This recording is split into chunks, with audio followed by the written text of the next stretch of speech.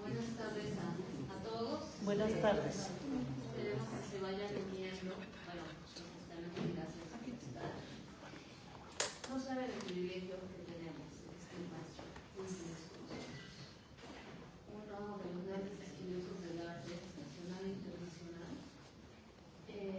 autor de varios libros, de Arturo y su semblanza, y yo esperé como un año hasta que tuvo tiempo. Yo no le paso el micrófono. Perdón. Así es, sí. Él es licenciado en Historia y maestro en Historia del Arte de la UNAM, doctorante del Instituto Nacional de Bellas Artes, y con distintos estudios de especialización. Tiene una larga trayectoria como historiador, crítico, ensayista, curador de arte moderno y contemporáneo y director de espacios académicos y de museos. Como enseñaría la licenciatura de Artes Visuales en la Escuela de Artes de Yucatán y los museos Estudio Diego Rivera y Frida Kahlo, así como el Museo Diego Rivera.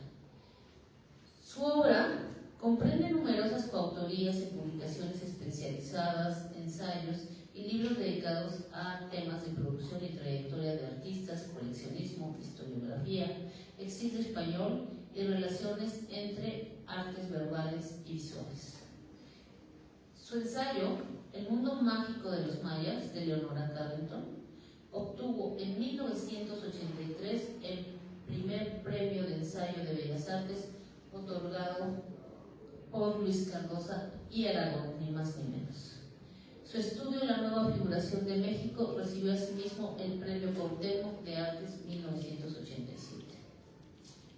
En 2007, sus ensayos Entre lo monstruoso y lo humano, en torno a la forma crítica de José Luis Cuevas, Ecos y reflejos, el gusto de Antonieta Rivas Mercado, le merecieron el primer lugar del Premio Desempeño Académico en Investigación en 2007, otorgado por el INCA.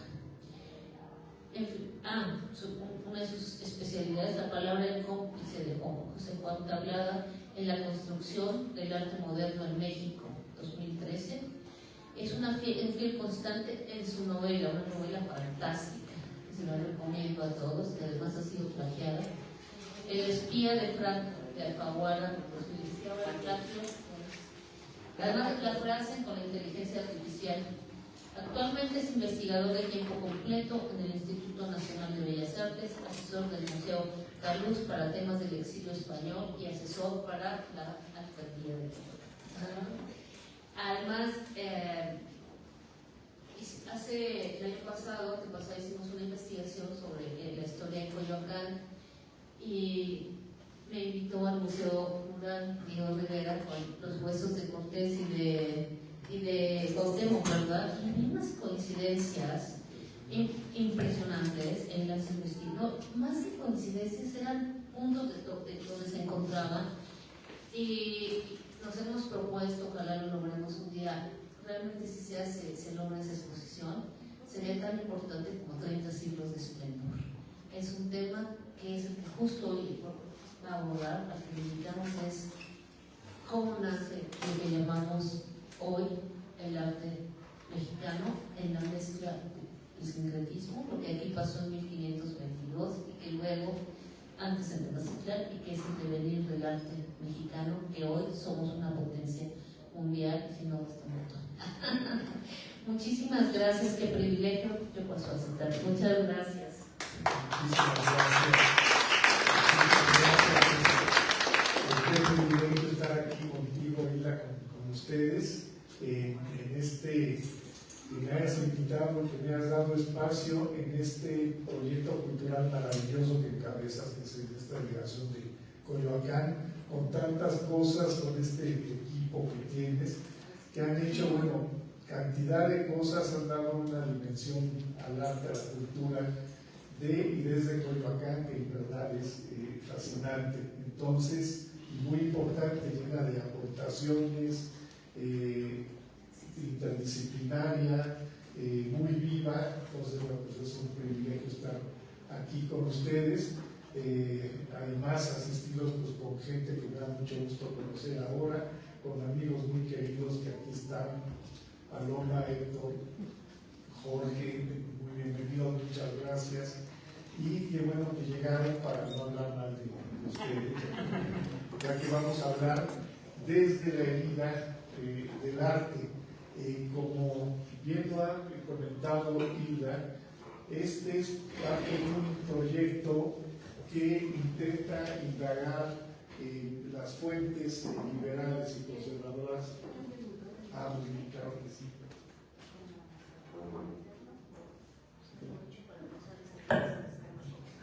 Gracias.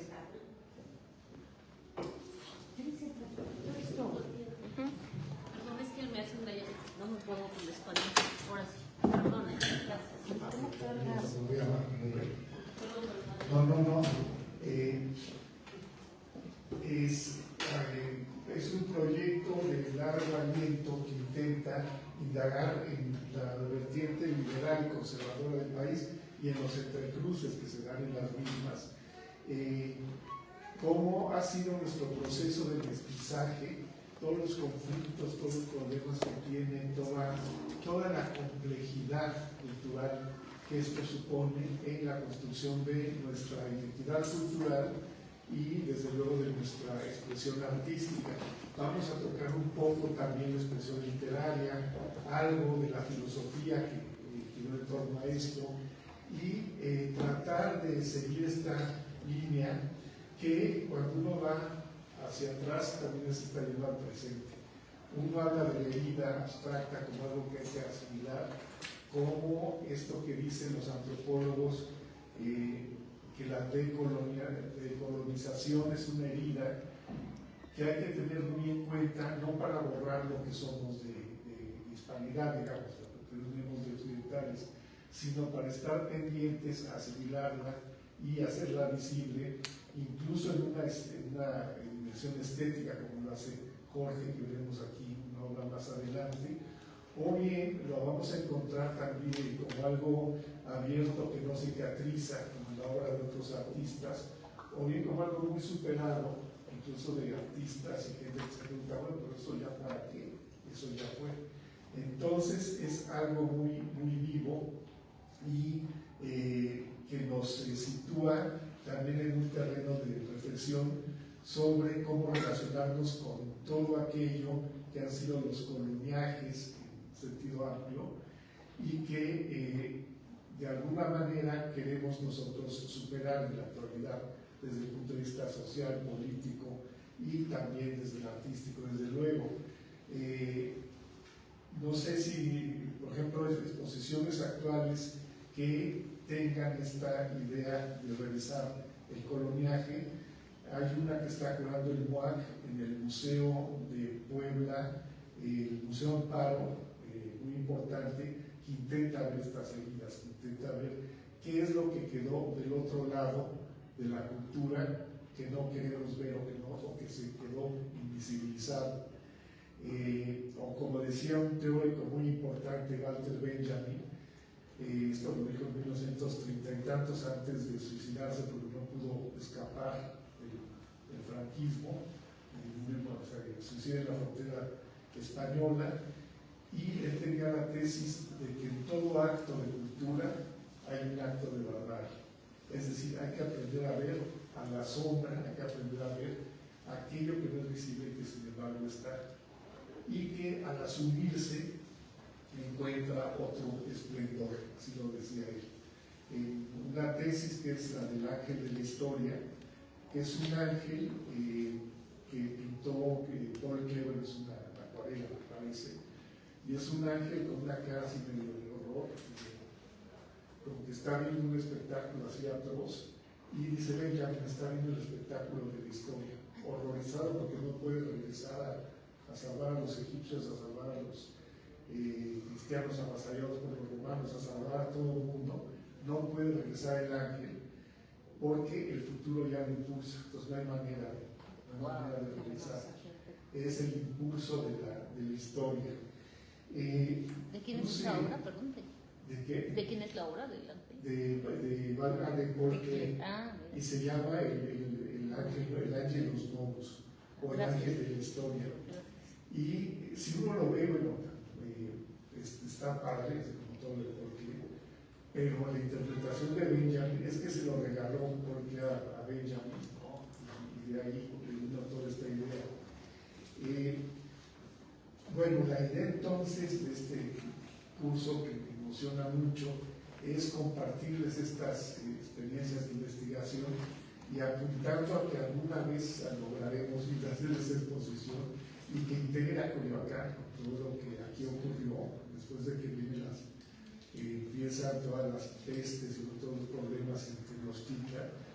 Viene aquí el proceso de la conquista y bueno, y aquí ocurren muchas cosas y se da un sincretismo muy particular.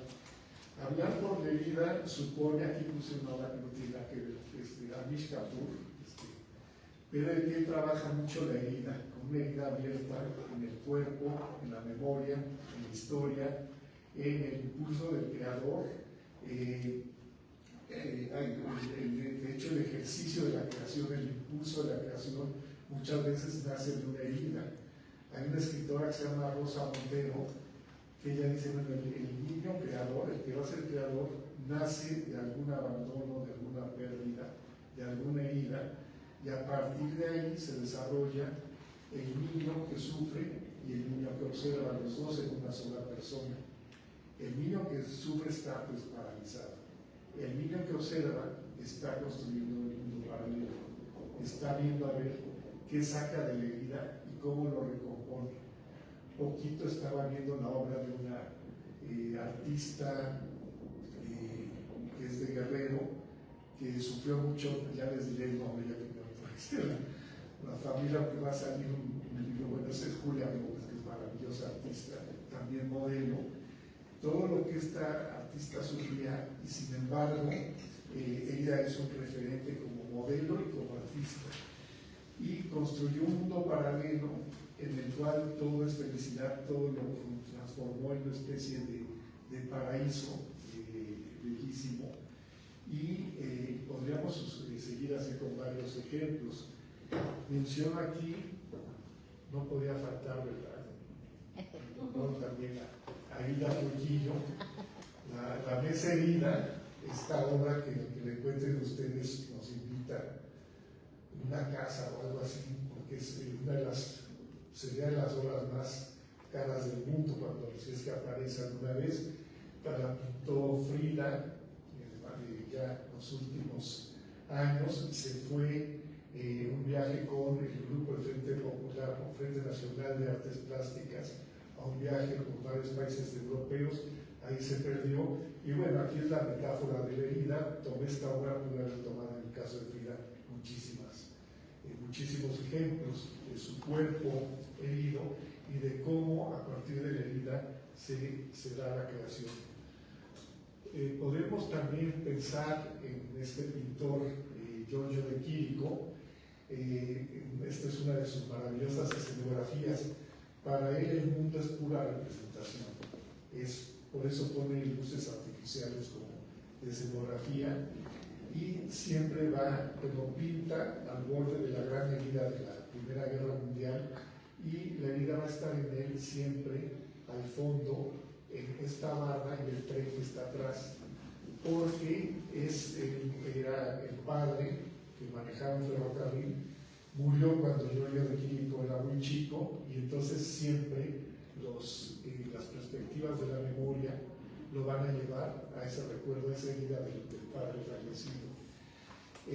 Sería infinito la cantidad de ejemplos. Estos son antimonumentos artísticos que vemos todos los días en la ciudad. Son producciones artísticas colectivas y anónimas. Aquí tenemos otra definición de artista. Las producen por cicatrices que han quedado en la historia, ¿no? de los últimos años. Lo que pasó la guardería ABC, desde luego los 43 de Ayotzinapa, aquí se levantó este monumento donde estaba la Dirección Federal de Seguridad, donde torturaban a los estudiantes maestros, a los disidentes. Todos estos antimonumentos nos van saliendo como heridas en el cuerpo de la ciudad y van recordando cosas que no se cierran, que siguen ahí. Entonces podemos ver este tema en muchas dimensiones. Nosotros lo veremos fundamentalmente en el tema de la historia de México y del arte contemporáneo, siempre dialogando presente y pasado, siempre en este diálogo, en este paralelismo, porque siempre la construcción que hacemos del pasado es desde el presente y nace con las necesidades del presente. Entonces, cada presente va dando una interpretación histórica de acuerdo a las necesidades de cada estado, de cada persona, de cada movimiento intelectual, etc. Y para nosotros, en general, es fácil situarnos en la herida, ¿no? Podemos, por ejemplo, en esta pieza a este lo reconocen, este artista. No, es Daniel. Es Daniel Lezama. Daniel Lezama. Que tiene toda una serie sobre la conquista y tiene muy bien el toque para situarnos en la herida, para que nos duela. Aquí esto es, bueno, pues después de la batalla de Centla, que esto sería en el actual Tabasco, los españoles vencen a los habitantes que se defendieron con mucha honra, pero no pudieron ante la tecnología de los españoles, ante los caballos. Entonces, la derrota implica que entreguen 20 esclavas, entre ellas a la Malinche, entre otras cosas. Entonces, pues aquí está, ¿no? Aquí está el momento del drama, ya terminó la batalla, nos podemos poner, pues, ¿de qué lado estamos?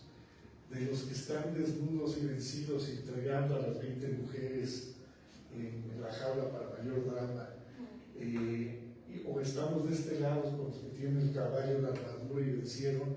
Son cosas que es un poco como el impulso infantil o no infantil de que vemos a alguien que está golpeando y nos ponemos quizá con el débil y queremos estar aquí y defenderlo. Entonces nos situamos o en los vencidos o en los vencedores. La tradición liberal es ponerse en los vencidos, pero que después de la independencia, como decía el poeta Guillermo Prieto, poeta y demás cosas, cuando triunfa la independencia dice: al fin hemos vengado a los manes de Moctezuma. Entonces ya, a mano, estamos a mano. Otros ejemplos al respecto, aquí otro, ¿no? Que es el Suplicio de Cuauhtémoc, por este mismo artista contemporáneo. Está Cuauhtémoc con el rostro, no le está venciendo el dolor, le están quemando los pies, está por encima del martirio, con este rostro adusto, serio, que no implica sufrimiento, y al lado el pobre del primo se está, ¿no? Cantando, inventándose dónde está el tesoro. No puede con la tortura. Y aquí, bueno, todo el ambiente alrededor está inspirado en el gran trabajo de un pintor del siglo XIX, Leandro Izaguirre, y nos conecta con esa herida. Pues ese cuadro está situado en otro autor. No, pero los dos son de Daniel Lezama.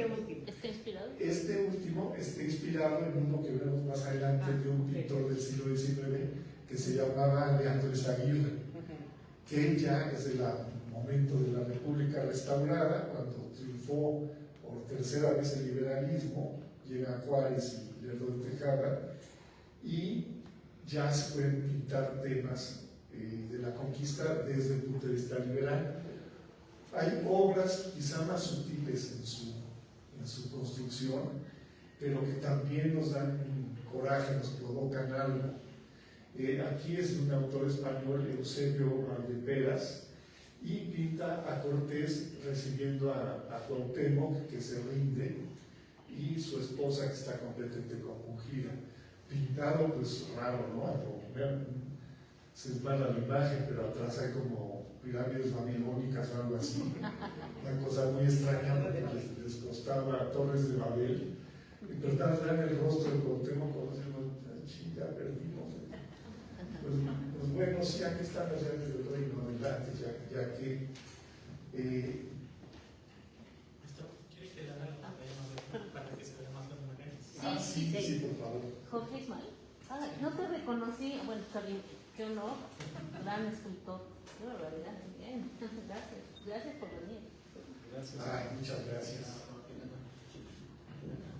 Está en la de la derecha. Buenísimo. Así mejor. Sí, mucho mejor. Son tus flores. En nuestros viajes al pasado, para interpretar la historia, para crear el relato de la historia, siempre va a funcionar esta ecuación, sobre todo en la dimensión política, siempre funciona no solamente la política de Estado, sino en políticas culturales, en las visiones personales, las visiones culturales, etcétera. Siempre funciona esta doble ecuación, es ver el pasado a partir del presente. Si hay problemas en el presente, la culpa es del señor Cortés, así, pero como directito. Así se ve todo. Empezando así, Así lo vemos todo. el reparto empieza con él y viene en una de las visiones del arte contemporáneo, porque esto sigue muy vivo. Aquí vemos a Gustavo Monroy, conocen a este gran artista. Bueno, es un gran pintor figurativo y ahora lo vamos a ver, bueno, se los muestro de una vez. Él pinta estos biombos que son increíbles. Este es el reverso, este es el frente, perdón, este es el reverso. ¿Esos son de Gustavo Monroy? Sí, son increíbles. Estos estuvieron expuestos en la muestra que mencionó Ina sobre los huesos de Cuauhtémoc y Hernán Cortés. ¿Y por qué pinta un biombo? Porque en el siglo XVII, la última parte del siglo XVII, los novohispanos tienen que pintar biombos sobre la conquista, se atreven a tocar el tema que era casi intocable, y en ellos tiene generalmente la temática. Se pintaron lo menos 11, hay uno maravilloso en el Museo Franz Mayer, otro en Banamex, otro con el grupo Carso, otro en el Munal. En Argentina creo que hay otro. Sí, que ese dicen que es así una maravilla.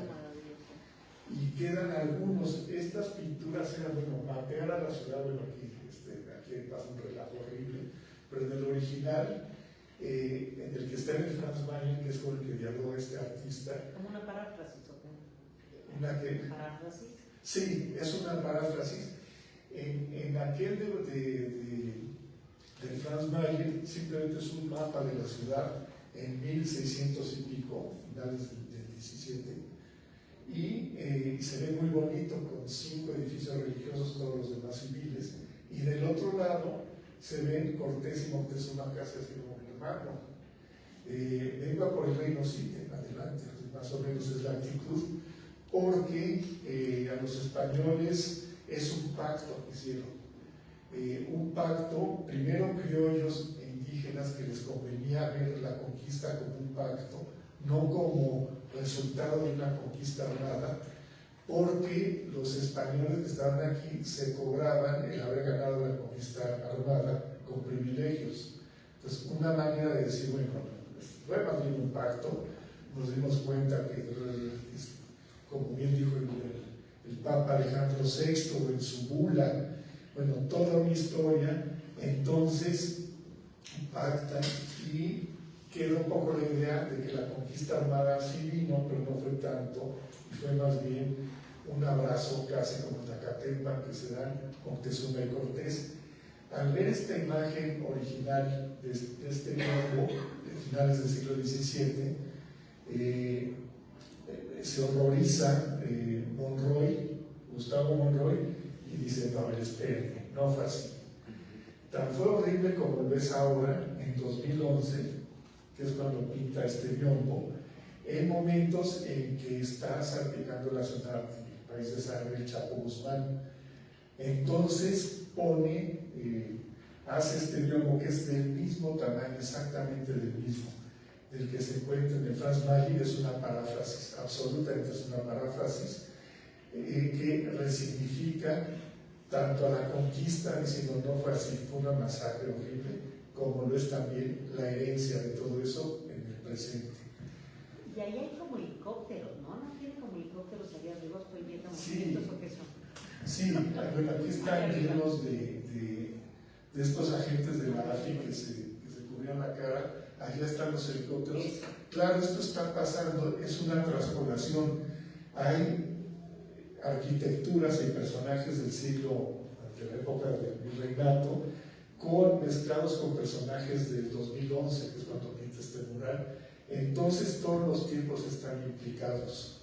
Esto lo vamos a ver siempre, bueno, muy seguido, cómo se mezclan los tiempos. También en otro pintor contemporáneo, Antonio Luquín, que él nada más va pintando los cascarones vacíos que va dejando el tiempo en algo muy poético. Y Monroy lo hace pues como una verdadera reivindicación de una visión liberal de la historia que habla del genocidio brutal. Entonces, esta va a ser, y sí están helicópteros, bueno, aquí se cayó al lado de Tenochtitlan, bien, pero de ahí mismo viene una especie de carro blindado con rifles. Aquí está una batalla así, brutal. Ocurre en el presente de 2011, pero evoca claramente lo que pasó en la conquista de México. Aquí está la doble ecuación, siempre va a estar. Aquí pone todas las cifras oficiales de las ejecuciones de Ciudad Juárez en 2011, todos los fracasos de la Comisión Nacional de Derechos Humanos, las ejecuciones, bueno, vienen con todas las cifras. La muy noble y leal Ciudad de México, pinté este biombo el 5 de octubre de 2011. Gustavo Monroy, que siempre se autorretrata, algunos dicen el Frido porque siempre se autorretrata, y ya sea el juego completo como lo vemos, y bueno, aquí están los temas, los decapitados, aquí está un close-up a Chapo Guzmán, y ahí está la interpretación de México usando este formato del biombo. Es una gran idea, creo que es de las piezas muy buenas de pintura contemporánea. ¿Sigue esa exposición o ya no? No, ya no, se quitó a principios de este año, pero algún día la pondremos mucho más amplia. Entonces, bueno, vamos teniendo visiones de la conquista. Estamos ahora en el presente, y la pregunta es, ¿cómo vemos desde el presente? ¿Cómo la ven los artistas desde el presente? Tenemos esta mirada de Monroy, tenemos otras miradas.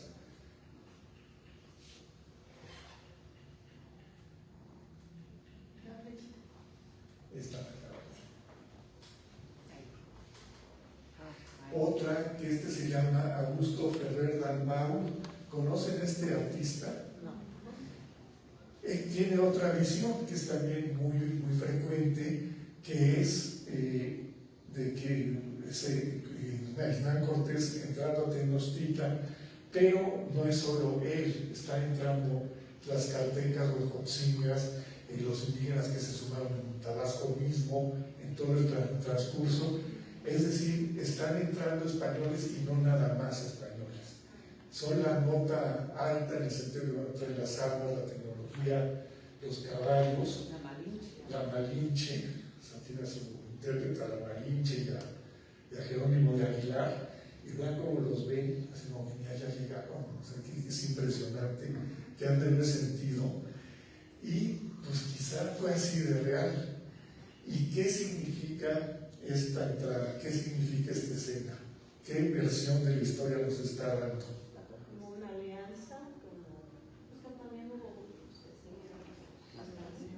Sí. ¿Alguien dijo una alianza? Calle 13. Así, adelante, por favor. Yo creo que eso representa como que ya hubo un entendimiento, Sí. todos se unificaron. Sí, es decir, no fue que llegaron los españoles, arrasaron y un genocidio. No. Se fueron entendiendo con todos los que eran oprimidos por los aztecas, que se van quedando solos.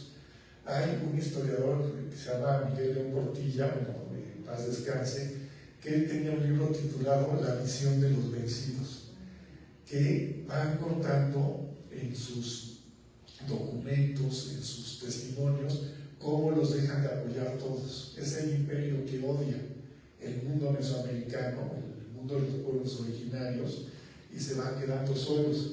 Entonces, pues aquí entran huejotzingas, tlaxcaltecas y demás también con los españoles.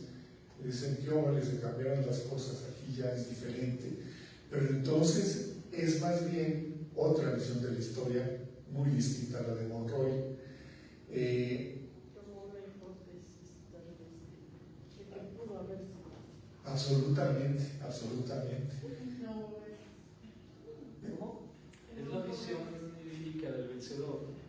Es la visión, sí, es una visión del vencedor, exactamente.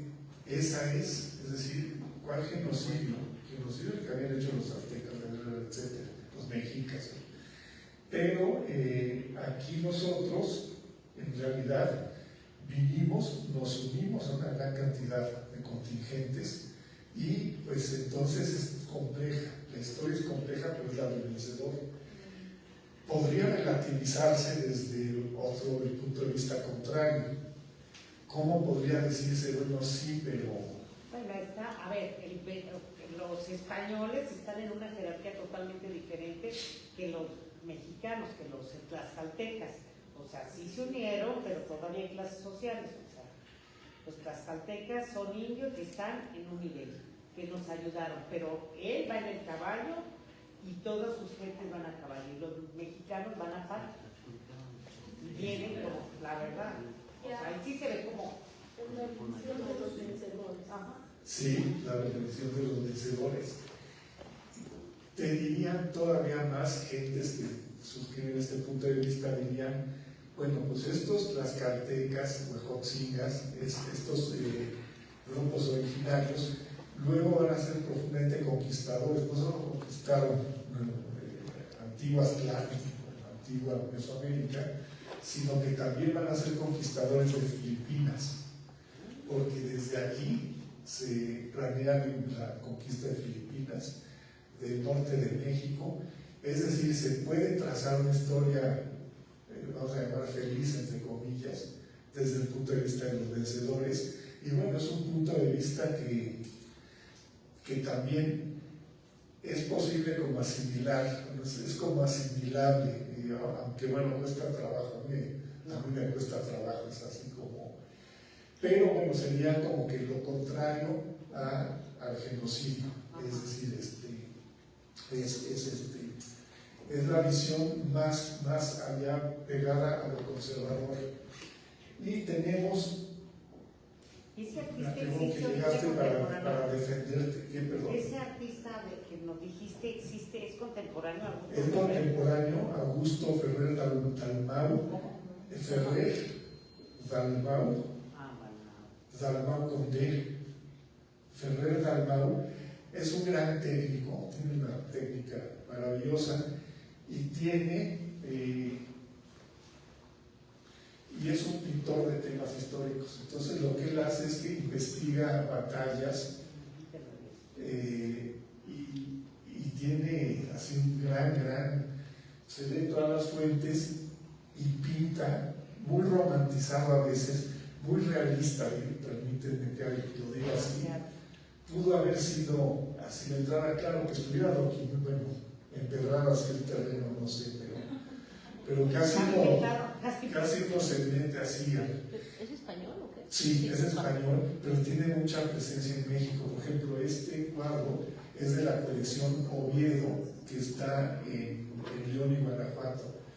Es una colección completamente prohispanista, que tiene obras maestras, que también tiene piezas liberales, que como veremos, pero sí, eso es un pintor así. O sea, más o menos de qué época es, de ahorita. Sí, Ah, sí, tendrá 60 años. wow. Sí. Voy a poner obras más bellas, tiene unas carabelas así, pues con los títulos y ya te empieza a dar comezón, porque Plus Ultra, por ejemplo, se llama uno, y ahí van las carabelas a descubrir. Es un poco historia de los vencedores oficiales, así como, digámoslo así, pero que está muy en boga. Ahorita está de moda eso, ¿no? Es un pintor de puro, ¿qué? No, sí, eso es un pintor, sí, no, absolutamente, y es muy cotizado y buen pintor, es tan bueno que sí. Pero es bueno. Sí, O sea, digamos, es raro que sea tan realista para estas épocas, pero muy bueno. A mí se me hace que como que con su punto de vista, que no necesariamente se suscribe, pero es como que la cámara fotográfica que no había en la época, y se esmera y lo hace así muy preciso. Por ejemplo, esto lo toma no de algún dato, no de Cortés, sino de Bernal del Castillo, se mete mucho con Sahagún, investiga, entonces es muy interesante. Otros, si digo algo indebido, corregirás. Lo diga el autor. Aquí también desde trabajos, no necesariamente narraciones o relatos, sino desde una posición más abstracta, como lo hace Jorge Ismael Rodríguez aquí presente. Es un escultor que trabaja la obsidiana. Esta se presentó, son esculturas maravillosas en obsidianas, de medianas y grandes dimensiones, magníficas y pequeñas también. Y esta es una, verán ustedes, de mediana a grande, preciosa, que estuvo en el Museo Mural de Molinera. La parte que refleja la pieza, intentamos, no sé si se logró, que jugara con los colores del mural, es decir, está jugando ahí un diálogo, pero también está presente la herida. Aquí está la herida, perdón, la foto es muy mala, y eso me gustó mucho porque es una manera de hacer presente esta herida y forma parte de la belleza de la pieza. Es decir, para mi modo de ver, asume la complejidad esta pieza y la muestra, no la oculta. Ocultar la herida es un poco seguir siendo colonial o anticolonial. Mostrarla es estar, digamos, como diría Enrique Dussel, en la postura de colonial. Entonces, esta es una visión más abstracta, no diré resignada, es una más abstracta, más pega más el punto de vista de la complejidad misma de las cosas. La historia es dialógica, no dialéctica, la historia no es A más B da C, síntesis, antítesis, tesis, antítesis y síntesis, sino que a veces es imposible vivir los contrarios. La sociedad nuestra es más dialógica, vivimos muchos en el mismo espacio, pero no necesariamente nos sintetizamos. Es una pluralidad más real. Todo lo dicho, estoy muy rollero. Si ven que toque más rápido, me dicen con mucho gusto. Bueno, ahora nos iríamos, este es el presente, el que vimos hace un momento. La última sesión, todas las sesiones estaremos viendo arte contemporáneo referido al tema, sobre todo la última sesión.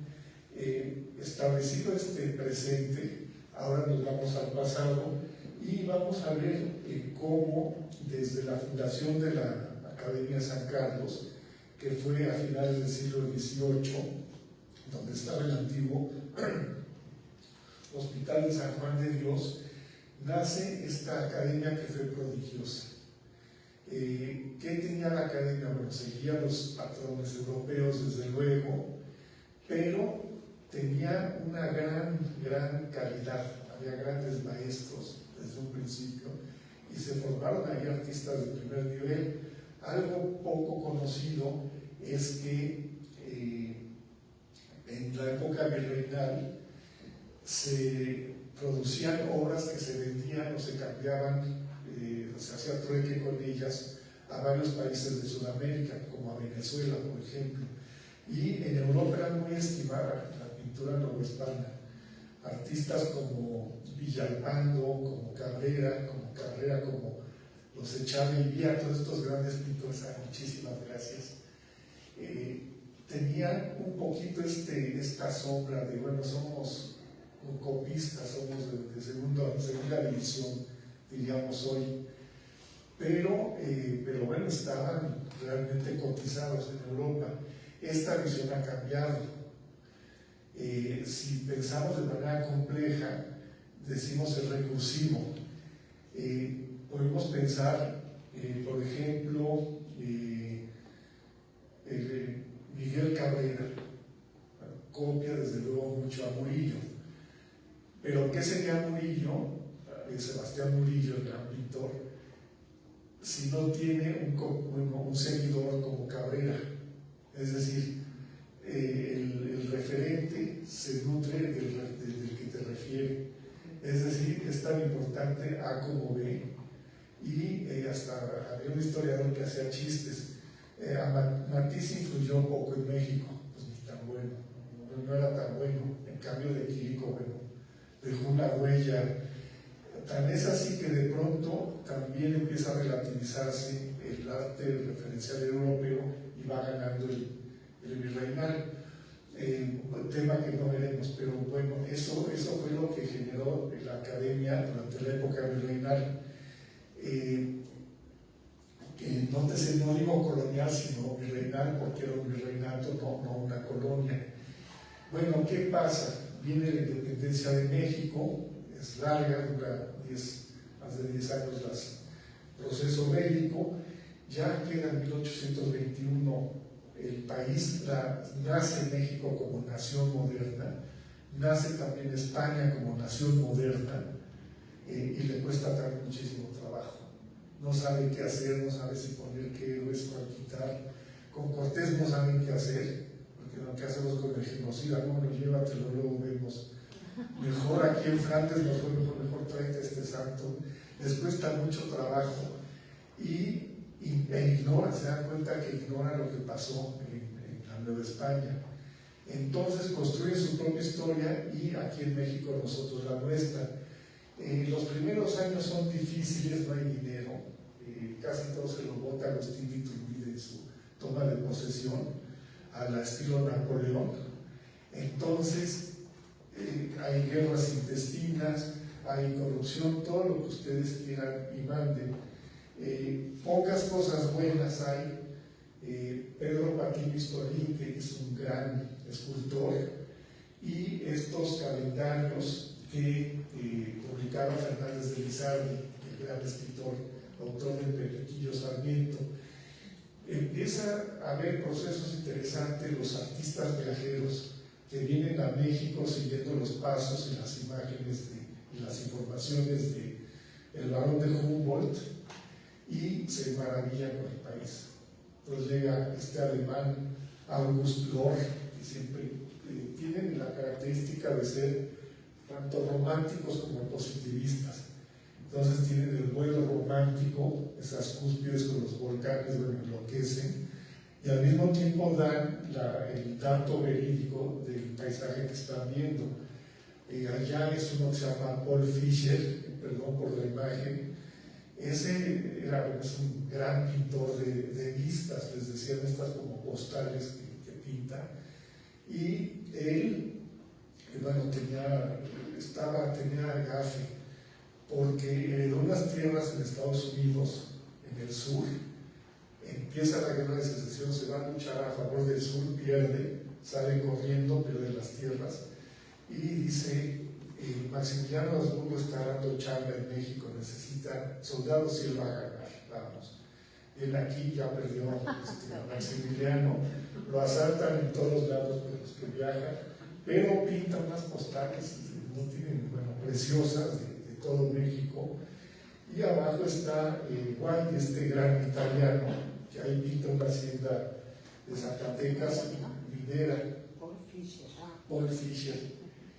Y aquí tenemos, bueno,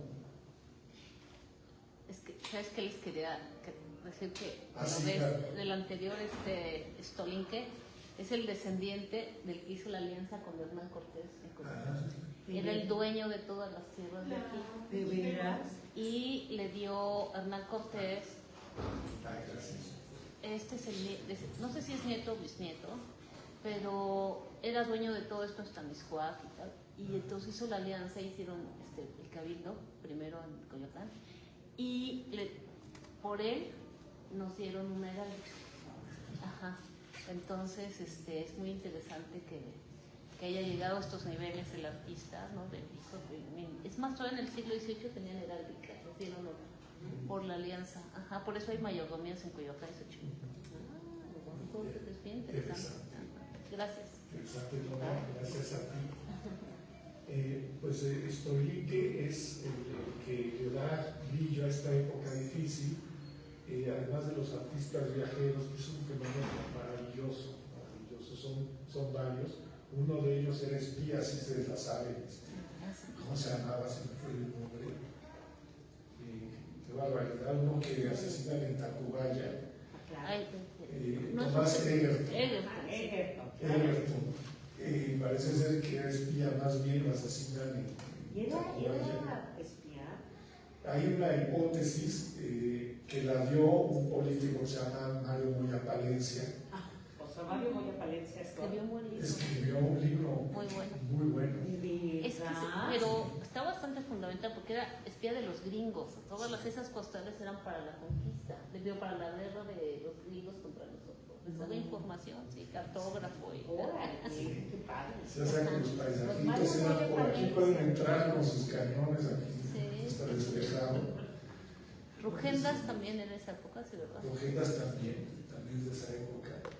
Son varios y muy buenos. Es todo un fenómeno. Y ellos nos enseñan un poco, luego el que viene de afuera te enseña lo que tienes.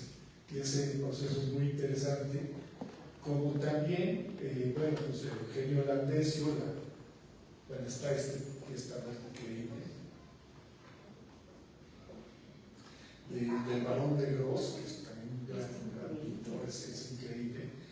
Y viene Eugenio Landesio, él a la Academia de San Carlos, traído por Pellegrín Clavé, que es el que le da forma a la Academia de Pintura, y Clavé dice, alguien tiene que dar el paisaje.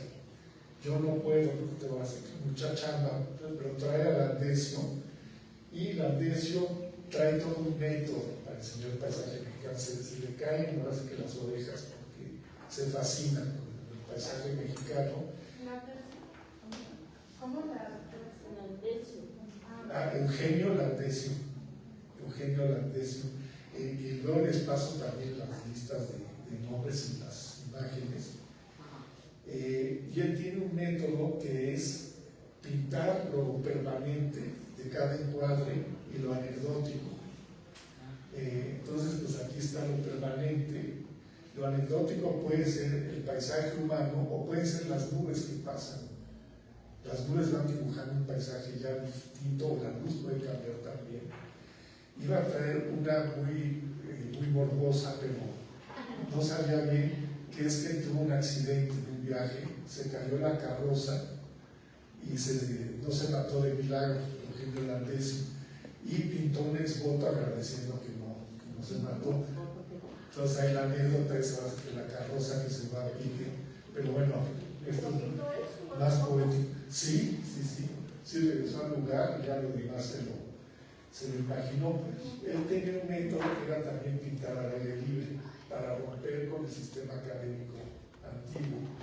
Entonces salían al lugar escultores también, pintores, y trabajaban afuera al aire libre, con un criterio distinto al que luego tendrán los de las escuelas de pintura al aire libre y los impresionistas. Pero bueno, aquí ya empieza a haber pues toda una academia. Él es el maestro de un discípulo que lo va a superar desde luego, José María Velasco. José María Velasco, otro que se llama Luis Coto, lo van a superar, pero bueno, deja una gran escuela. Y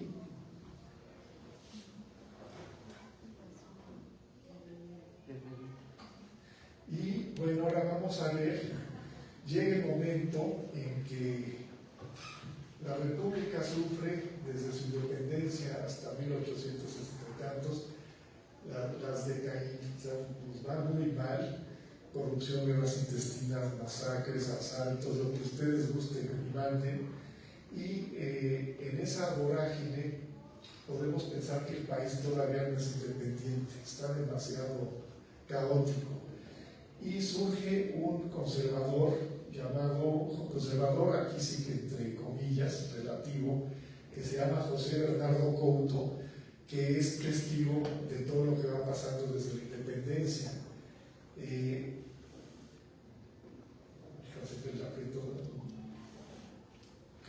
Aquí está, es este de aquí.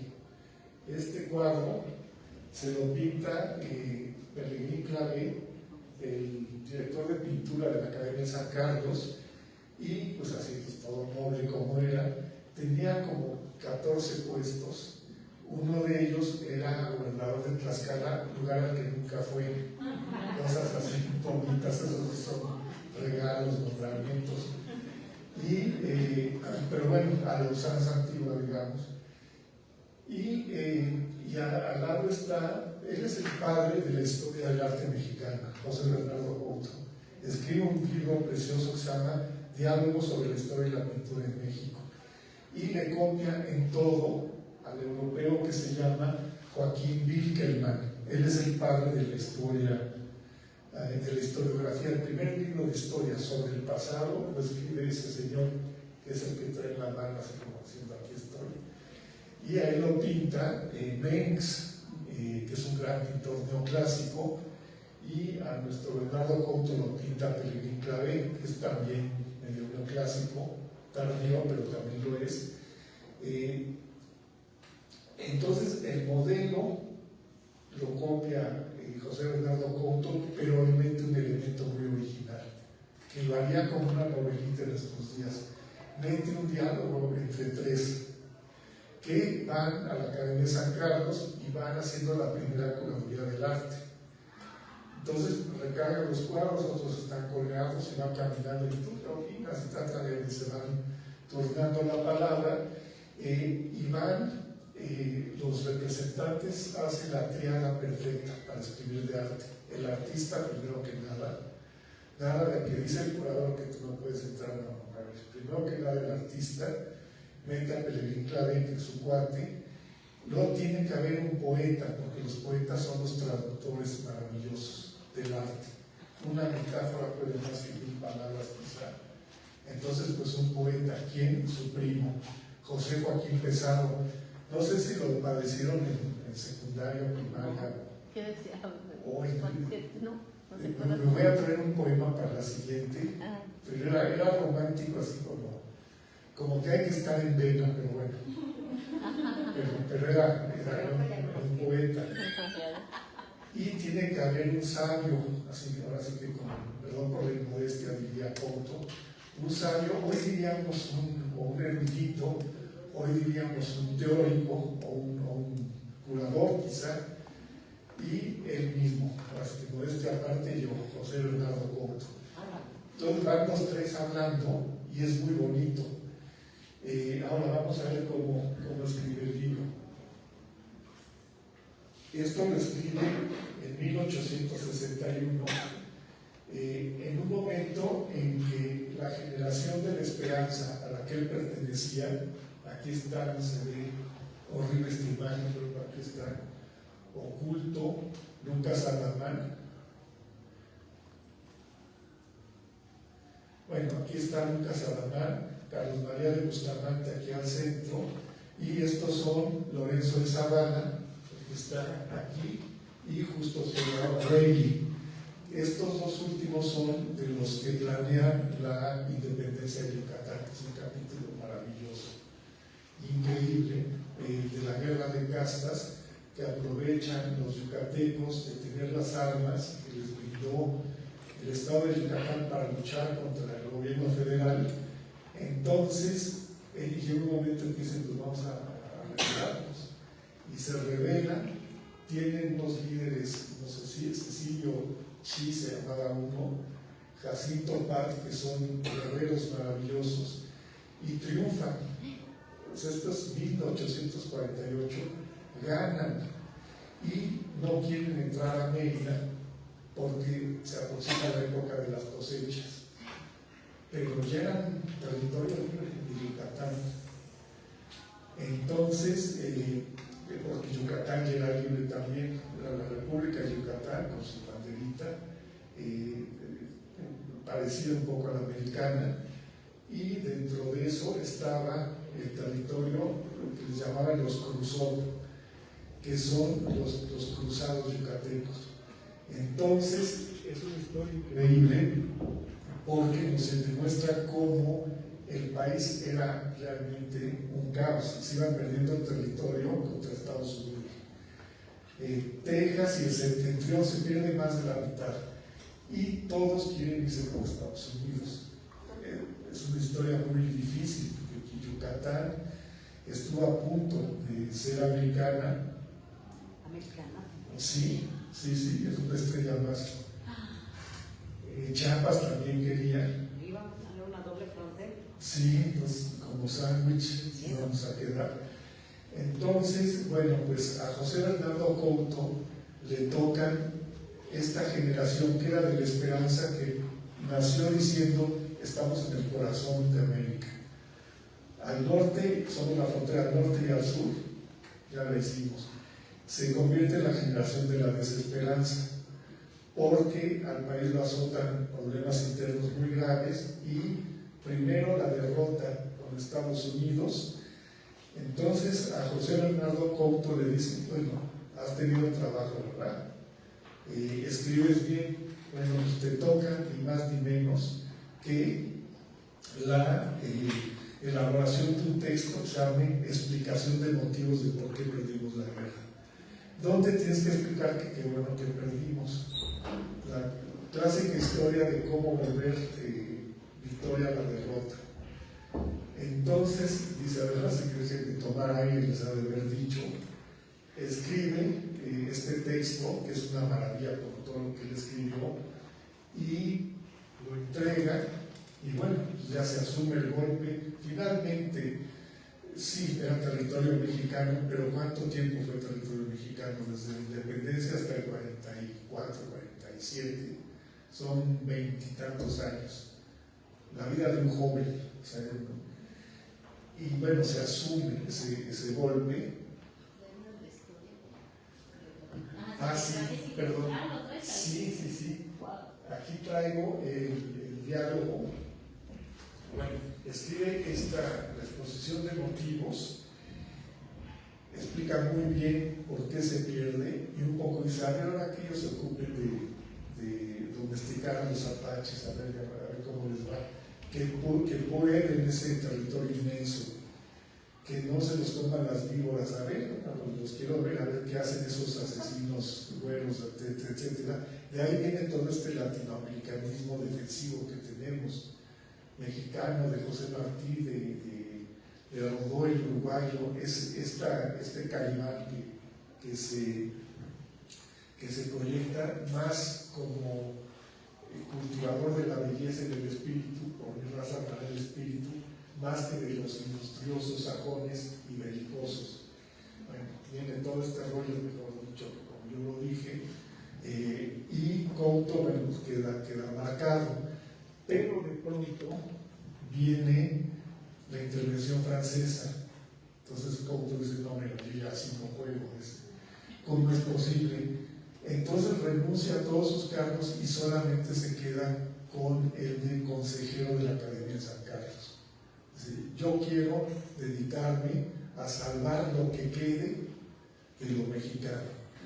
En ese entonces, como quizá un poco pasa ahora, había que defender los países como si fueran empresas.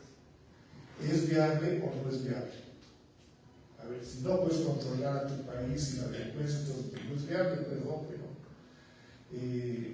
no, que sí, es que pues por su culpa, puedo tener mil excusas, pero no es viable. Entonces, una forma de defender al país era en cada una de sus ramas, de sus industrias, de sus conocimientos, justificar, uno, que sí hay un pasado, dos, que hay un presente, fregadoncillo quizá, pero hay un presente, así que aquí andamos, y, muchas gracias, gracias, y sobre todo un proyecto a futuro.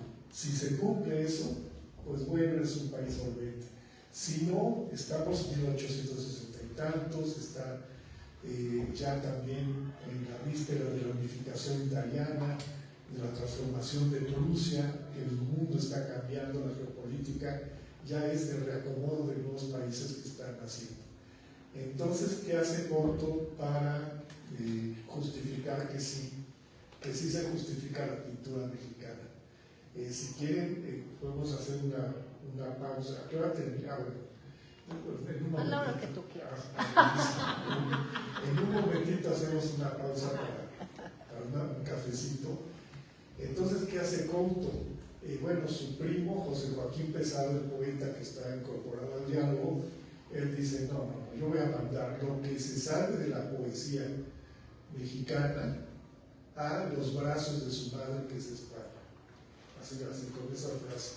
Entonces, pues agarra, hace una antología y Sor Juana, pues, me imagino que Fray Miguel de Guevara también, esos poetas místicos maravillosos del siglo de oro mexicano, y ya, pues ahora sí que madre, que antes de desaparecer, y tiene una frase que dice, hay que rescatar del naufragio lo que se pueda. Y Couto, yo me lo imagino así como ya enloquecido como en las películas de Herzog, pues viendo cuadros, entonces va platicando con el poeta, con el pintor, con el primo y el amigo, y lo primero que hay que justificar es si hay un pasado. Pues está bien difícil porque ellos no pueden enarbolar el pasado indígena. Ellos todavía ven el pasado, tiene que ser, para que sea glorioso, grecolatino. Habla de a fuerza grecolatino, nada de que, bueno, sí, con antecedentes egipcios, como es el pensamiento de la cultura occidental, pero hasta ahí. En un párrafo muy claramente dice Pesado, ni modo de hablar de los, no dice indígenas o los pueblos primitivos, porque ellos escribían como se pinta, o sea, no tenían la capacidad de discernir. Entonces, pues el espectro les queda muy cortito. En la próxima sesión veremos algunas de las imágenes. Bueno, se las voy a ahorrar, el arte virreinal es muy bonito, pero van viendo, bueno, de aquí qué te gusta, ¿no? La forma, la composición, etc. Y qué tienen, hay que sacar un común denominador de toda la pintura de los siglos XVI, XVII y XVIII y lo que va del XIX, para hablar de una escuela. Si no hay escuela, no tiene sentido, tiene que haber una escuela con su pasado, su presente y proyecto a futuro. Entonces, bueno, lo que van viendo, van anotando a ver qué características tiene la pintura novohispana. Y bueno, pues dicen, bueno, este era muy bueno, pero le copió al tiempo, este era muy bueno, pero le copió al greco, y bueno, pero ¿qué le vamos a hacer? Entonces, como que se van deprimiendo, aunque el diálogo, les digo, vale la pena leerlo, además es muy breve, es este de aquí. Entonces, de pronto dicen, bueno, y el presente, ¿dónde estás tú, Clave, que pintas? ¿De qué pintas? Pintas, de una medida que no, y está, también está Santiago Rebull, que era un gran pintor. Ese es el único mexicano al que Maximiliano respeta. Le dice a los demás, todos son copistas, no, pinten ustedes. Y bueno, este Rebull, ¿quién es bueno? Que nos retrate. Entonces, Rebull retrata a Maximiliano y a Carlota, muy bonitos. Hay Rebulls, por ejemplo, en la casa del Risco tienen varias piezas de Rebull y la tienen ahí guardado, la parte de arriba, muy bonito. Pero están guardadas. Sí, no están expuestas. No, pero te dejaban ver el acervo. Y pues bueno, Maximiliano queda fascinado con su retrato.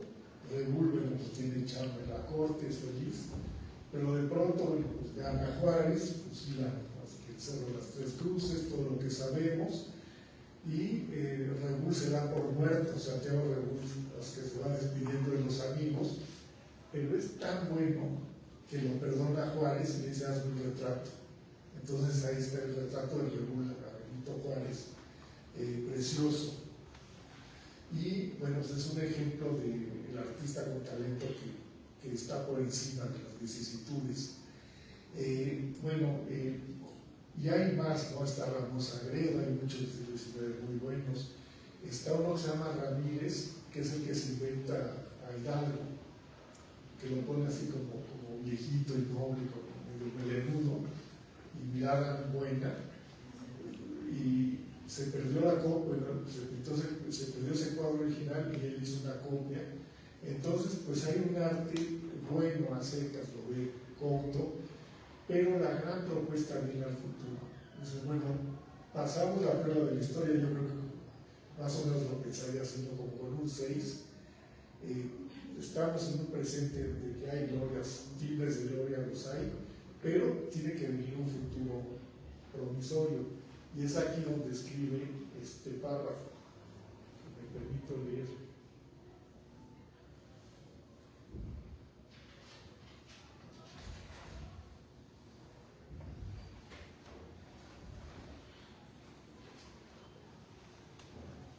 Es una página, ya luego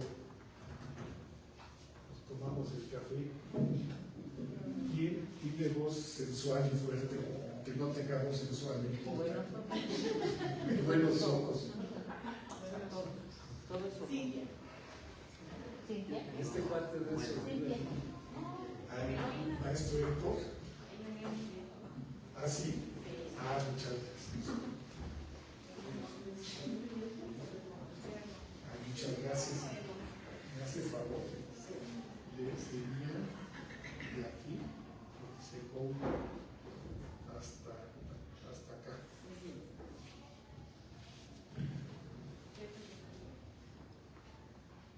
Desde ahí, sin embargo, un género en que acaso podrá todavía emplearse y que hace poco mencionábamos, la pintura mural. Es probable que en lo venidero se manden a hacer pocos cuadros al óleo, pero quizás se introduzca el uso de decorar con esotra, los templos, los edificios públicos, los salones de los ricos. Algún día conocerán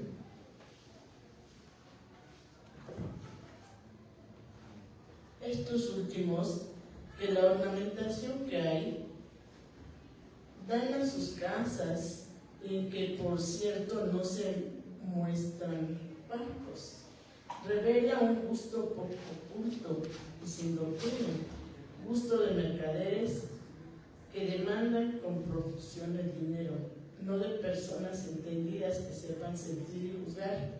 Un enorme espejo, una alfombra en la que se hunde el pie como en césped de jardín, les llaman más la atención y son pagados a mejor precio que un excelente cuadro. Un cornizamiento, una perspectiva, un paisaje, hechos con sabiduría. Cuando una educación más cuidada enderece y purifique sus gustos, se correrán de eso y conocerán que nunca los artefactos mecánicos pueden paragonarse con las obras del ingenio. Para abrir, si es posible, este camino, se ha ataviado por un nuevo estilo, la última galería hecha aquí en la academia, y lo haremos, Dios mediante, sobre mayor escala en las paredes y rechumbres del gran salón construido en la fachada. Los frescos que allí trabajen nuestros alumnos no solo les servirán de ensayo en un género tan poco usado hasta aquí entre nosotros, y que en manos de los grandes artistas del siglo XVI en Italia se elevó a la mayor altura, sino que acaso les proporcionen ocupación para lo venidero. Si logramos que el público forme su paladar y tome gusto a estas cosas, tal es la mira que nos hemos propuesto. muchas gracias. Pues este es el acta de nacimiento, premonitorio, ¿no? premonitorio, absolutamente. Es el acta de nacimiento teórica del muralismo mexicano, que iniciará 60 años después de que pasen miles de cosas. Pero este es el futuro que se inventa, es el que le da entonces sustento a la escuela mexicana. Esta selección de obras que hace Couto con sus amigos es la primera escuela mexicana. Entonces, la que venga muchos años después con Rivera, Siqueiros, Orozco, todos ellos, será la segunda. ¿Y Orozco y todos ellos conocían este texto? Sí, pero no lo citan, muy poco. No. Lo citaban, es que es muy interesante eso, porque lo citaba Justo Sierra, que bueno, es el primer gran ministro de Educación, y él iba a iniciar el muralismo con justamente el doctor Atli en 1910, con el centro artístico que dirigía el doctor Atli, y ahí Justo Sierra sí cita a Couto. Y luego ya no. Y luego viene ya la guerra, la revolución, más de 10 años después empieza el muralismo, pero ya es otro. ¿Pero quiénes son esos artistas que estuvieron en esos 60 años anteriores? Están, bueno, al finalizar el siglo XIX, ya hay algunos murales que son laicos, que no son necesariamente religiosos. Ahora me acuerdo del nombre, es muy famoso, y tampoco se le da crédito, el menor. Ahorita me acuerdo, pero ese ya es un mural que viene seguro de la herencia teórica de Couto. Después de Couto viene, y esto lo sabemos por tabla 3, el primer mural en una escuela pública que estaba en Tepito, que entonces se llamaba la Colonia de la Bolsa. No quedan ni fotos, nada, así es horrible. Pero sí testimonios de que existió y que era preciosa el mural. Después vienen en Guadalajara, hay otros a la japonesa que pintan un tal Félix Bernardelli y tienen esta idea de ser murales públicos. Y ya después vienen, bueno, Enciso es el que quizá empieza realmente el muralismo, pero en 1910 Atli había ya comenzado a pintar murales, aunque no termina nada, tiene que suspender el proyecto. Después de la revolución, en el Inter, digamos, cuando está Victoriano Huerta, que tiene que salir corriendo, en ese Inter Enciso pinta otro mural que tampoco se sabe dónde está. Entonces va siendo accidentado el proceso hasta que se encuentran, como dicen ellos mismos, Orozco entre ellos, se encuentran con la mesa puesta para el muralismo de los años 20. Todo este proceso es la mesa puesta, es para poner la mesa. Y claro, y con la visión liberal, que la visión liberal triunfa justo después de la República restaurada. ¿Qué pasa con Maximiliano? Bueno, déjenme ver si aquí terminamos ya este tema. Sí, aquí ya viene con Couto entonces da la simiente para la idea del muralismo. Vienen todos estos intentos, me parece que es Joaquín Ramírez, justo el del mural, que es un mural dedicado al arte y a la ciencia, es un mural positivista.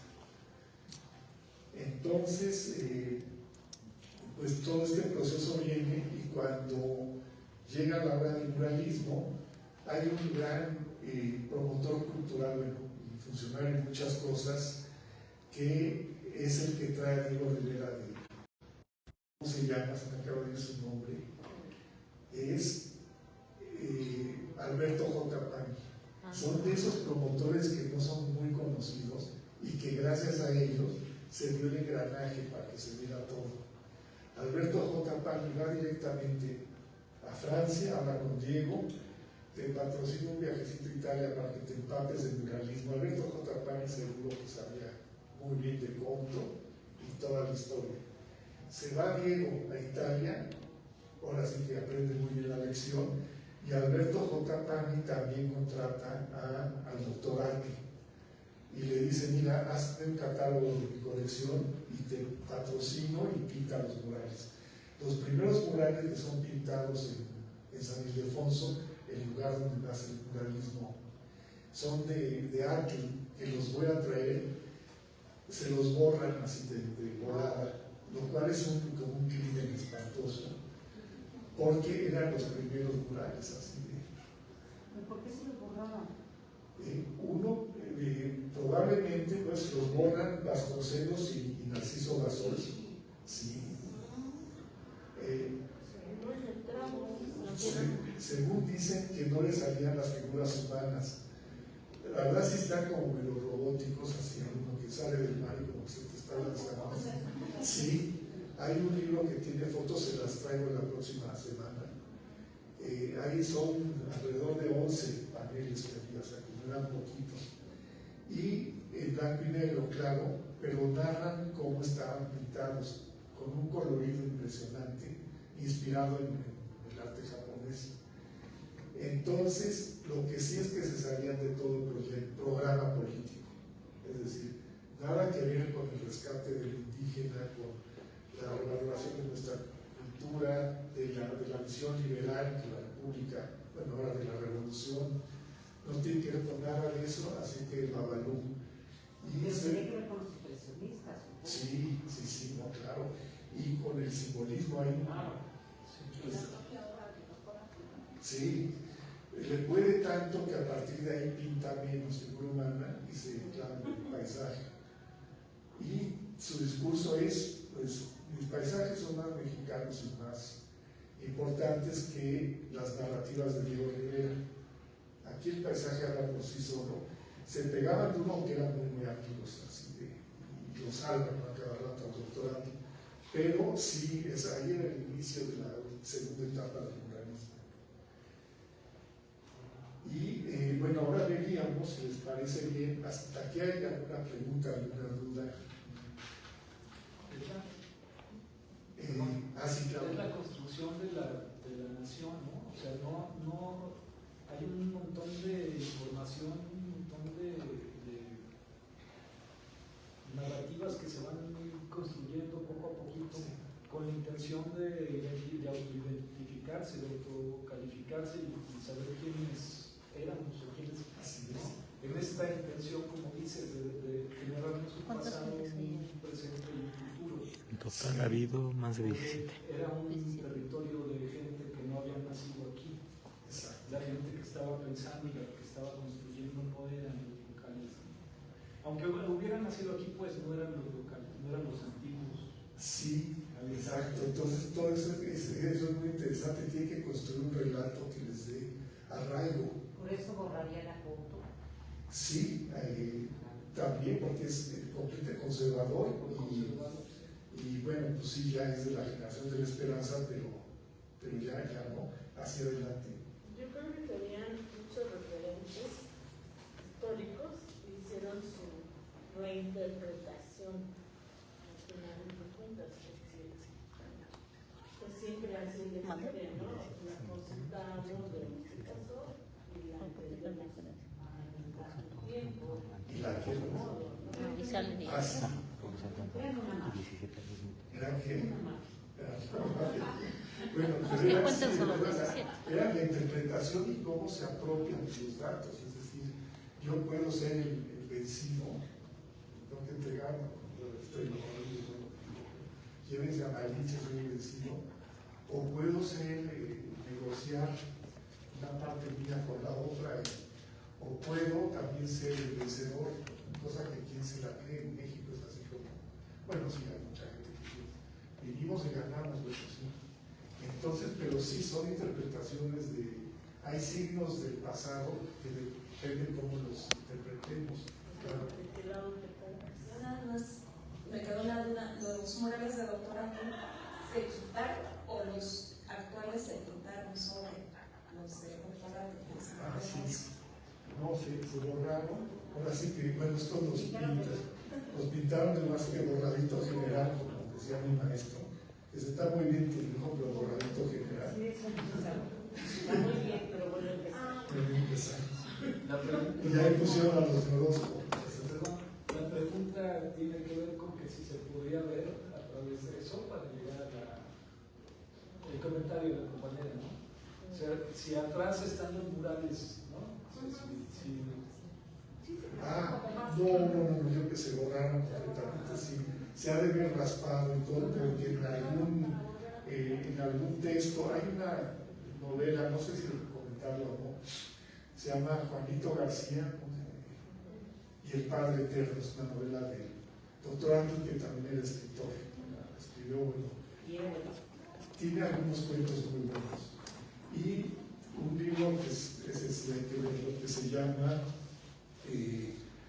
Gentes profanas en el convento, que cuenta cómo después de la revolución él apoyó a Carranza. Imagínense, es el único fan de Carranza que yo conozco. Pero bueno, y vaya, apoya a Carranza y matan a Carranza y tiene que salir corriendo y llega y se refugia en el convento, ex convento de la Merced. Ahí lo recoge otro pordiosero que dice: maestro, ¿se acuerda de mí? Me dio clases de pintura. Ah, no, pero gracias, ¿qué onda? Véngase al ex convento a vivir. Y ahí bueno, se recupera Arthur, se liga con un violín y narra lo que ocurrió en ese convento, que es donde escribe libros de historia que son increíbles, sus libros sobre las artes populares, sobre las iglesias de México, unos libros increíbles. Él es el primero. ¿Se encuentra? Sí. ¿Puede encontrar están reeditados, pero se agotaron y no los han vuelto a. Pero se encuentran, sí. Ya caros, pero se consiguen. Y en bibliotecas seguro. Y son muy bonitos, son de Editorial Botas y tienen en ilustraciones del propio doctor Arthur. ¿Editorial qué dices? Editorial Botas es una. ¿Los firma como doctor Arthur o con otro nombre? Sí, como doctor Arthur. Nunca ya como Gerardo Murillo. Así es, ya como doctor Arthur. Y bueno, esto de Gentes profanas en el convento es muy bonito porque mezcla realidades con mentiras y ficción. Porque, por ejemplo, de pronto, dice, yo nadie me reconocía y pude dormir. De pronto pasó un fantasma, pero estaba yo tan cansado que me dormí. Y luego aparece un fantasma que ahorca a un general. Entonces, aparece una pistola, aunque parece que lo ahorca. Y entonces llega la policía y ¿qué pasó, doctor? Y dice: mire, yo no tengo ni siquiera fuerza para ahorcar a nadie. No, pues sí es cierto. Fue su compadre, no, él estaba muy lejos. Entonces sí fue el fantasma, y bueno, ya quedó, el fantasma se cargó al general. Y así va contando todo. Es divertidísimo ese libro. Gentes profanas en el convento, se puede bajar de internet sin fortuna. Y vale la pena realmente.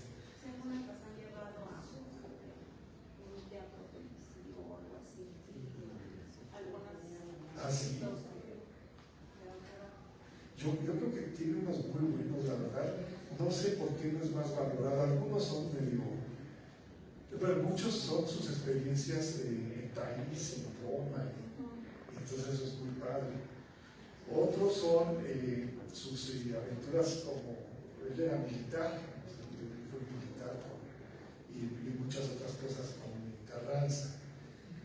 Y algunos son muy buenos, otros son como inspiración de Maupassant, yo creo que son medio de miedo. Entonces tiene, por ejemplo, uno que de pronto está un señor en su hacienda y ve que el piso se mueve y dice: ay, está temblando otra vez. Y de pronto aparece creo que es un reloj, un brazalete, y dice: qué barbaridad, esto me lo dio ¿quién? Se descubre que abajo hay una tumba. Entonces, el muerto le aventó el brazalete y se va al mercado, que ya pasó el susto. Se va al mercado y ahí se encuentra a un muerto que le pide el brazalete. pero bien escrito, así como que no era de ese muerto, era mío, cosas así, que sí son buenos, otros no tanto, pero bueno, a mí me parece que es muy interesante. Y ese de Gentes Profanas, y luego tiene uno, por ejemplo, es muy padre porque era abogado, ¿no? Como muchos artistas tienen derecho a imaginar, y él creía firmemente en la Atlántida. Entonces tiene un libro en el que pone todas las ilustraciones de las diversas versiones que hay sobre dónde está la Atlántida. Y es precioso, el libro es muy bonito. Y se las da de científico, no lo era, pero sabe mucho, o sea, sí se metió a fondo. A la vulcanología también, además, imagínense. Se fue a pintar el Paricutín y a dibujarlo. Ahí enfrentito, ¿quién hace eso? O sea, era alguien en realidad majestuoso. Y son puras aventuras las de él, así, es interminable el doctorado. Y bueno, le quitaron esta cosa de ser el patriarca del pluralismo, aunque todos en libros y en declaraciones le dan ese nivel. Incluso en la época más difícil de su vida, que era cuando apoyó nazis y fue antisemita, y sí, lo horrible, una cosa, más lo que escribía, casi como. Entonces, está la versión de que igual Miguel Alemán, que era su supercuate, le dijo: tú escribe a favor por si ganan los nazis la guerra, que quede aquí como que, bueno, pues ahí estábamos en el futuro. Y bueno, pues pierde. Y Siqueiros inmediatamente lo defiende y dice: acuérdese que si no es por él no habría muralismo mexicano. Entonces, Mateos también compró muchísima obra de él. Increíble, exactamente. Tiene sí. Marín. Juliana. Bueno, sí, Juliana y sí, Marín. sí, es increíble. Y bueno, pues entonces, pues Ángel es casi el arquitecto visible e invisible de muchas cosas, como también promotores culturales, no solo Vasconcelos, pero él fundamentalmente. Bueno, el cafecito acabando, si les parece bien. Bueno, regresamos a 1867. Ya, bueno, gobierna Benito Juárez, se va a querer reelegir, pero muere, entonces es Lerdo de Tejada, y ellos dos llevan esta época de la República restaurada, que empieza a darle cierta estabilidad al país. Estamos entonces en lo que se conoce ya como pintura oficial. ¿Qué es la pintura oficial desde el punto de vista liberal? Ya es esa visión de la conquista, que es nuestro tema, en la cual hay que buscar elementos distintivos de nosotros y denostar al pasado. Es decir, España vuelve a ser lo que era para los novohispanos. Esa medusa, ese monstruo, al que le cortan la cabeza, y de su interior sale un Pegaso que vuela. Esa es la interpretación de un gran libro de Guillermo Tobar y Teresa que se llama Pegaso. Es el mundo novohispano, que es el Pegaso que fluye mientras la medusa se desangra, que es España perdiendo las guerras en Europa, con el oro traído y la plata de Perú, de México y de España, y eso hiere mucho a los novohispanos. Una visión muy parecida es la que tienen los liberales, que ahora van a hacer la historia, tanto la historia política, social y económica como la del arte, ya no por la gracia de Dios, sino por el nombre de la nación. Acuérdense que ya siglo XIX son los nuevos estados, es el estado moderno, que se basa en la nación, en el pueblo. Entonces, están artistas, empiezan algunos, que se llama Alejandro Casarín, que es una obra increíble, se llama Visita de Cortés al Templo Mayor en México, y esto se expuso en 1873. No hay nada antihispanista aquí. Acuérdense que estamos viendo cómo se cuestiona el pasado desde el presente, cómo sirve al presente cuestionar el pasado. Aquí todavía no, aquí Casarín simplemente nos demuestra, miren, lo que habrá sentido Cortés al entrar al Teocalli. Wow, encontrarse algo ahí muy indeterminado, no es un acuatlicue, no es un plano, no es quién sabe. No está claro.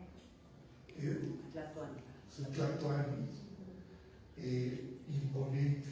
Entonces vamos a haber quedado bueno, ¿qué es esto? Es un gran cuadro también de la colección Oviedo. Y luego vienen ya una serie de artistas de la Academia San Carlos a quienes el Estado les compra las obras, porque ya tienen que ver con el punto de vista liberal del Estado. Ya los conservadores ya perdieron todas las guerras, ellos ya, bueno. Entonces queda la historia liberal. Este es el Senado de Tlaxcala, de Rodrigo Gutiérrez, también de ese año, representa la discusión entre los dos Xicoténcatl, padre e hijo, con Mexicatzi, a propósito de la propuesta de Cortés de una alianza militar.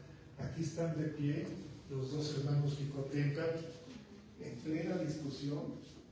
Imagínense de qué asunto histórico, o sea, de qué envergadura. ¿Apoyamos o no a los españoles?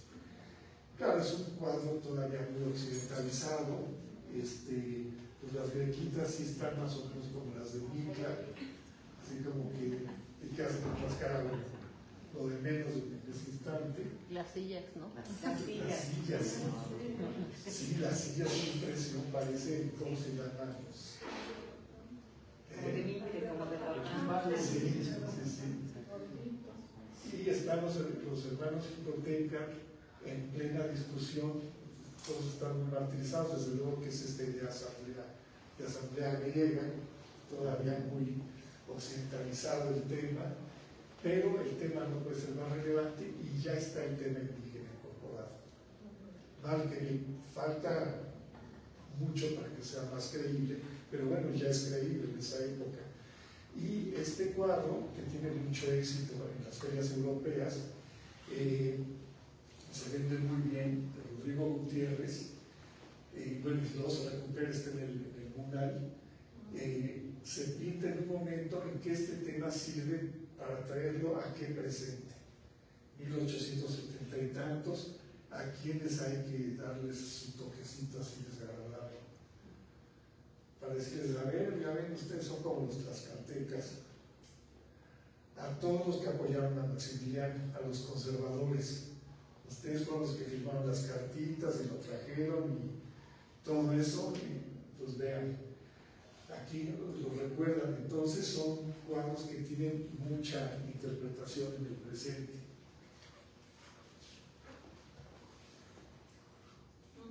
Luego está este es súper famoso, Fray Bartolomé de las Casas, pintado por Félix Parra. Un cuadro muy famoso, también está en el Munal, de gran formato. ¿A quién se parece? Que perdón, aquí me quedó de muy pequeño formato, pero ¿a quién se parece? A Hidalgo. Sí. Entonces será un poco la imagen de la beatitud y de muchas cosas nobles y de la independencia. Y Exaltar un poco sería la figura de Hidalgo. perdón. Exaltar la figura de Hidalgo. Exacto. Es crear la retórica y es crear todo un imaginario que se va a apropiar pues, del colectivo, de la realidad colectiva, y va marcando la línea ideológica y lo que hay que creer, lo cual es muy comprensible. De este cuadro, de este que acabamos de ver, es el que más exalta a un crítico de arte que es también un gran poeta, que es Ignacio Manuel Altamirano,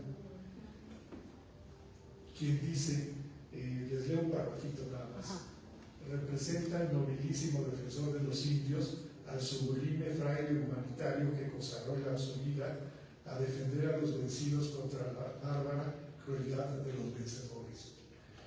El padre Las Casas entra en un teocalli y se presenta a su vista un espectáculo pavoroso y desgarrador. Al pie del ara en que se levanta todavía el ídolo azteca y que permanece adornada con la cadena de flores que acababa de depositar allí la mano del infeliz e ignorante adorador indio, yace el cadáver de este, traspasado por las espadas españolas. Una infeliz india se abraza a los pies del apóstol como demandando protección, y este, teniendo en las manos la cruz del verdadero evangelio, símbolo de la bondad y del perdón, levanta los ojos al cielo con una indignación sublime, como una queja inmensa. Sí, impresionante. Este se los traigo bien la próxima, se los prometo. Y también militar que es una maravilla de obra. Félix Parra también, todos estos están en el mural. Y es la matanza del Templo Mayor, perdón, la matanza de Cholula. Vean cómo está pintado. Ahorita les doy el parrafito que también escribe Altamirano. Ahí están los buitres, el gesto cruel de los españoles, inventadas las armaduras y todo lo demás, que parece más bien incaico, parece un poquito. Pero es como muy contemporáneo. Sí. Sí, es muy impresionante.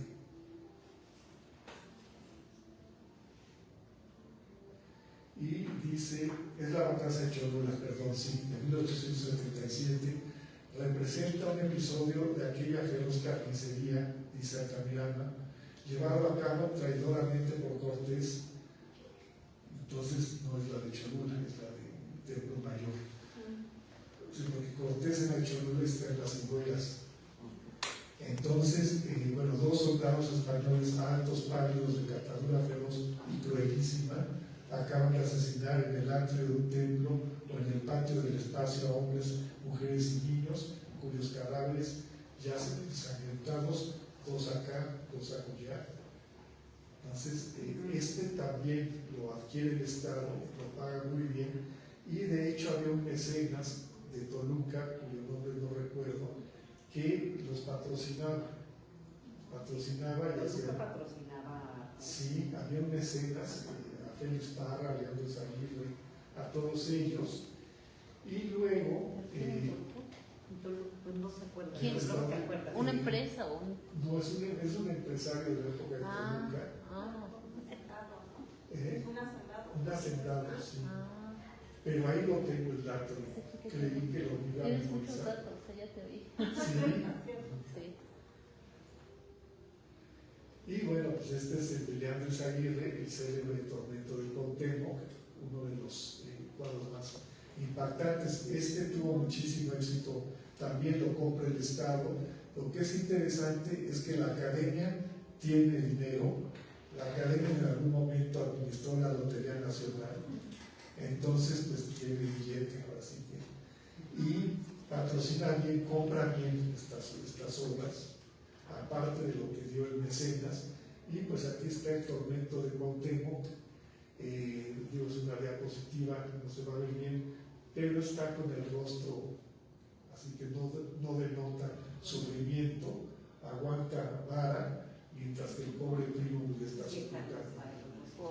El señor de la copa encima, pues ya. ¿No? Está como impasible. Sí, es absolutamente impasible. Un poco como lo interpretó Daniel Lezama, con el rostro impasible. Y pues todas estas obras que son maravillosas, bueno, son muy buenas. Lo dos temáticamente, ¿qué temas? De pronto tener un tema, ya sea como artista, como escritor, pues no está fácil. Y caray, qué gran tema el voltear a ver lo que está en tu contexto, cosa que no podían hacer en la época de Couto, que era, desde que llegaron los españoles, historia, si no, no. Entonces, claro, se me olvidó decir que, por ejemplo, Couto pone como el primer artista en México a un hombre que nunca existió, y que tiene calle en la colonia San José Insurgentes. Se llama Rodrigo Cifuentes. No es cierto. Y hasta pone la obra, así como muy renacentista, y luego se supo que fue una trampa que puso otro intelectual político, que era el conde de la Cortina, para burlarse de los críticos. Y se burló de todos, de Tablán también. Calle sí. O sea, de alguien que no existió. Sí. Y esta maravilla es de uno de los alumnos de Landesco, que disputaba con Velasco todos los puestos en la academia y muchas cosas, que se llama Luis Coto, también del Estado de México, igual que Velasco. Y este cuadro se titula La captura de Cuauhtémoc. Increíble, que está huyendo por el lado de Texcoco y lo toman prisionero. Es una maravilla de obra. Fíjate lo que era México de ello. Sí, absolutamente. Este cuadro también está en Toluca, es una gran obra. ¿En Toluca en algún museo o en Toluca en alguna casa? No, está en un museo, el museo más importante de Toluca que ahora no recuerdo, que lo cambiaron de nombre, que es también donde está ese catafalco gigantesco virreinal, que es una maravilla, de los que usaban para enterrar a los virreyes y a los nobles. Y hay varias obras de Luis Coto. Averiguo aquí lo anotó y averiguo el dato. Aquí, bueno, pues es un cuadro romántico plenamente que nos involucra en esta atmósfera dorada. Es un cuadro de unos dorados muy bonitos y nos conmueve inmediatamente. Es una historia triste, da coraje. También ya lo atraparon en su huida. Y tenemos también, algunos dieron la otra versión, se atrevieron a dar la otra versión, como este artista llamado Adrián Unzueta, que pinta esto que es un zompantli con aztecas decapitando a españoles.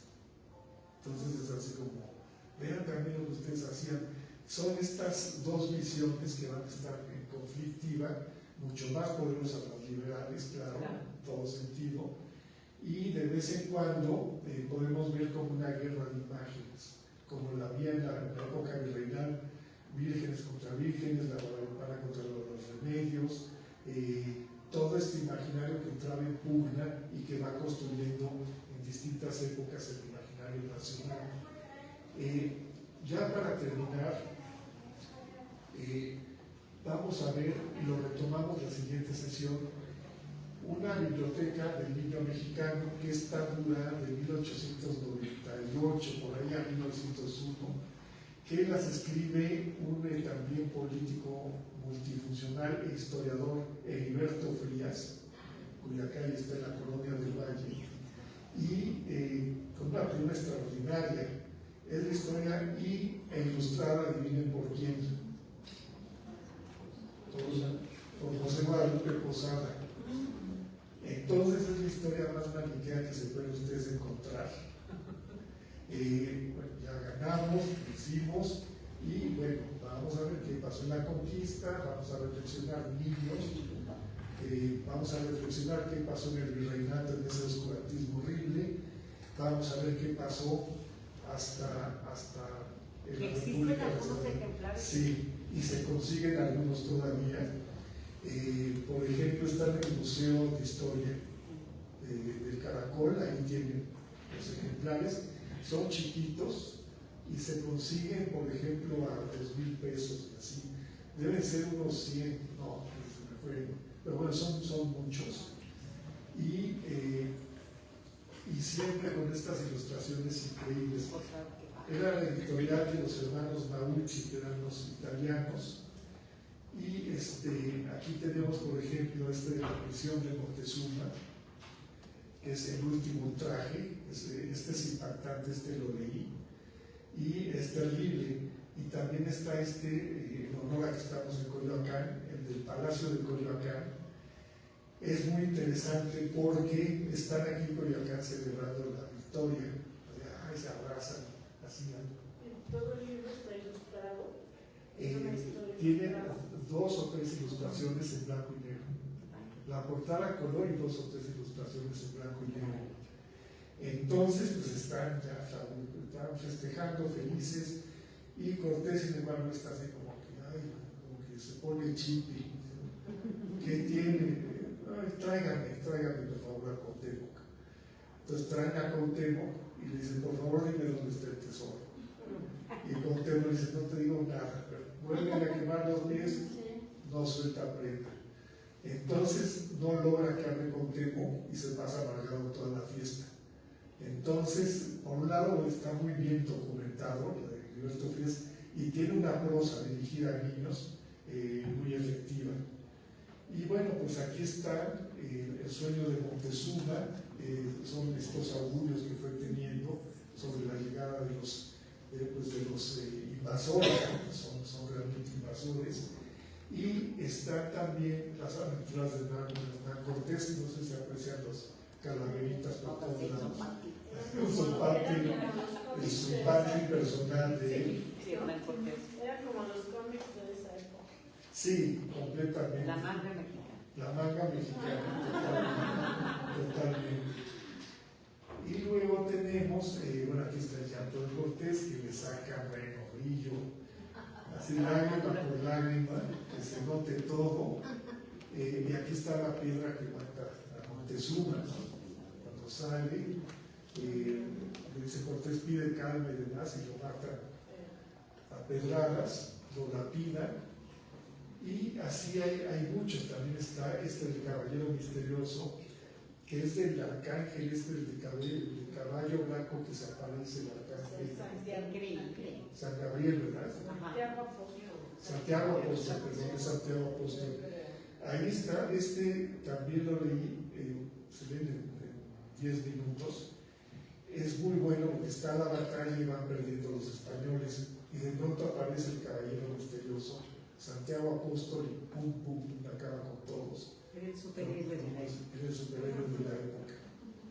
Entonces, y aquí está contado, aquí no es tan antihispanista el cuento, es muy interesante. Bueno, pues el rayo de Satanás, todo el tiempo son los horrores y las infamias de la misión. A lo que peor le va es a la conquista y a lo que es el virreinato. Es así. Y es la educación liberal que duró tiempo y que vamos a ver a partir de la próxima sesión cómo se conecta con la visión de Diego Rivera, con caricaturas de la época de Rivera y con todo lo que ocurrió cuando se descubren los huesos de falsos auténticos de Cuauhtémoc y los de Cortés. Cómo está esto muy, muy vivo, también en un periódico que patrocinaba Diego Rivera. También veremos ya qué pasaba esta misma polémica en los años 50 y también en diálogo, en paralelismo con arte contemporáneo actual. Y terminaríamos, bueno, pues con los últimos, digamos, resabios. No son mis resarios reflexivos, porque está muy vivo el tema en la obra de muchos artistas, y también la capacidad que han tenido de sintetizar o de sublimar esa herida que es vida abierta en poetas y producciones de pueblos originarios, de arte académico, digamos, etc. Pero bueno, aquí está este imaginario, lo vamos a estar viendo también en la próxima sesión. ¿Alguna pregunta, duda, comentario? Muy interesante. Pues muchas gracias. Es como tradición del arte mexicano, que es bien interesante. No, pues que es una maravilla. Es una maravilla. Muchas gracias.